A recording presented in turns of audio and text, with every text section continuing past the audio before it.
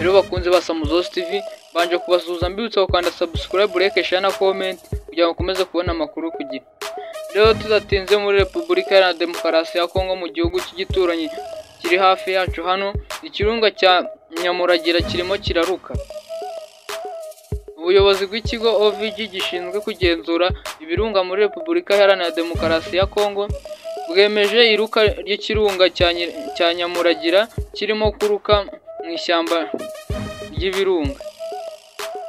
Abaturage batuye mu bice bya Rutsuhura na Masisi mu ntara ya Kivu y'Amajyaruguru baravuga ko batangiye kubona umuriro mwinshi kuva tariki ya 12 Ukwakira 2024.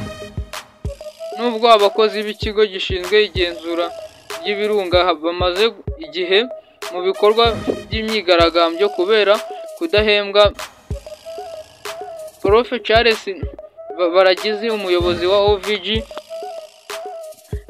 yatangarije ibinyamakuru byo muri Repubulika Iharanira Demokarasi ya Kongo ko iruka rya Nyamuragira ririmo kuba kandi hari igikoma cyaka umuriro kirimo kumanuka mu kirunga kirimo gutemba cyerekeza mu majyaruguru y'uburengerazuba bw'ikirunga hamwe no mu burengerazuba bw'amajyepfo.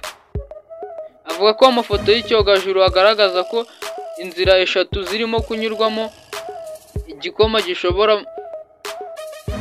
gisohoka mu birunga kigatemba kimaze kugenda ibirometero 7. Agira ati kuva tariki ya 13 Ukwakira 2024 ahagana mu masaha 10 z'umugoroba kuri Nyamuragira hagaragaye umuriro mwinshi hejuru y'ikirunga riterwa n'iruka ry'ikirunga. Ikirunga cya Nyamuragira giheruka kuruka mu kwezi kwa Werurwe 2023. Iruka ryacyo ritagira ingaruka ku baturage kubera kiruka mu ishyamba ry'ibirunga. Icyakora cyegeranye n'ikirunga cya Nyiragongo giheruka kuruka muri Gicurasi 2021 gihitana abantu 32 ndetse gisenya amazu mu nzira zanyuzemo igikoma cya mazuku. Aya ngaka akaba ari amakuru mwagezagaho n'ikinyamakuru cya Samuzos TV. Bibutsa gukanda subscribe, like, share na comment kugira ngo mukomeze kudushyigikira mu kuzamuka. Thank you.